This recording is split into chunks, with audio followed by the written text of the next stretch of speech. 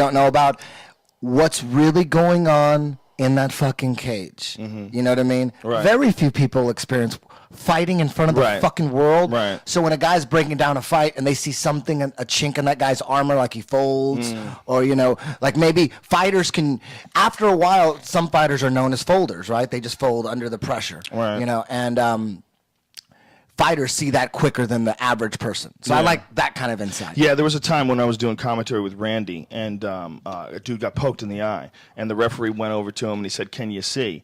And he's like, "Man, I don't know. I don't know. I can see." And Randy got angry. Randy goes, "You never tell him you can't see." He goes, "If he tells him he can't see, it means he doesn't want to fight."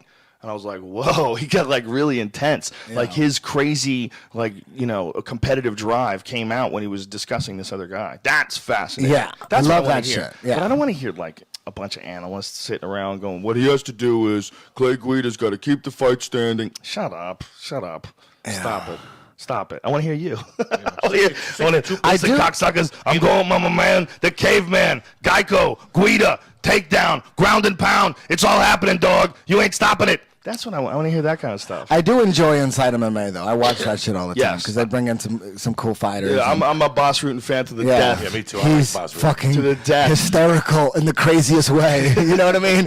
Bas is insane. We were on a plane together. They let an insane man host the fucking show. It's hilarious. We flew to Boston on the same plane. We were on the same flight. He's nice as fuck. One of the nicest guys I've ever met. So Bas is super crazy nice, but he's also crazy too. He is crazy. So we're on the plane, right? So Bas is on the plane, and he goes up to use the restroom, and one of the ladies that's working for the plane is like, are you here for the wrestling thing? Are you know, and he's like, yes, mixed martial arts. We're there for mixed martial arts. You know, he's talking to him, and she tells him that her husband has hands that or her boyfriend has hands that he had registered as a deadly weapon, and Bas became obsessed with this. Bas is like, this is not true. You know, I told her bullshit. You know, Bas is like telling me that he told her bullshit. We got off the plane. He was still telling. She's telling me her boyfriend's hands are registered as a deadly weapon. I'm like, no fucking way. He was like super amped up about this.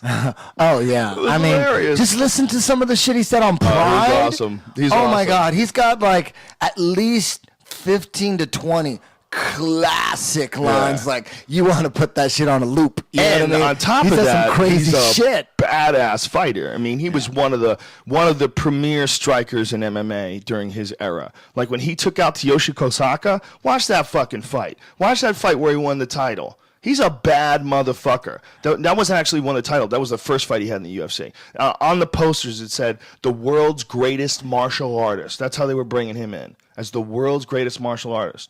And Bas just fucked up Tsuyoshi Kosaka, just blasting him. Like, there wasn't very many dudes who were striking like that in the UFC back then. Yeah, and Kosaka's fucking tough as hell. Tough as fuck, dude. Yeah. Tough as fuck.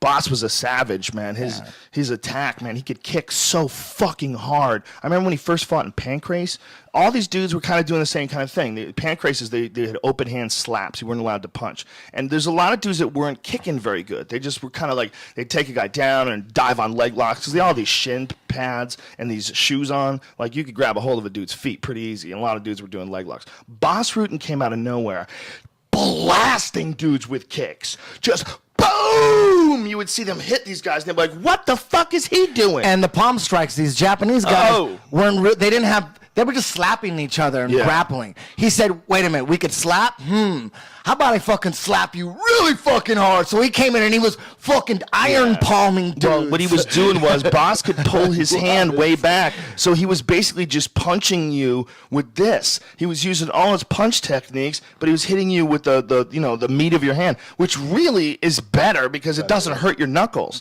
Your hands don't break. You can hit some shit really hard like that. He was knocking people out with these slaps. The Japs weren't knocking anybody out. But uppercut slaps, knocking dudes senseless. You know what's crazy is I went to Amsterdam with Bas Rutten, dude. Oh when in 2001, I commentated for a show called Too Hot to Handle in Holland while I was working for King of the Cage and Pride.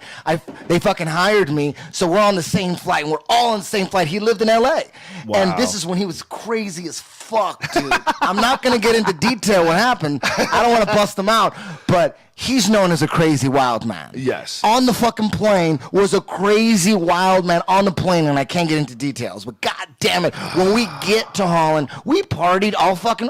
I have about 100 pictures of me and Bas all fucked up in Holland, jacked everywhere. Oh, I can't even begin to tell you. Do you remember any of it?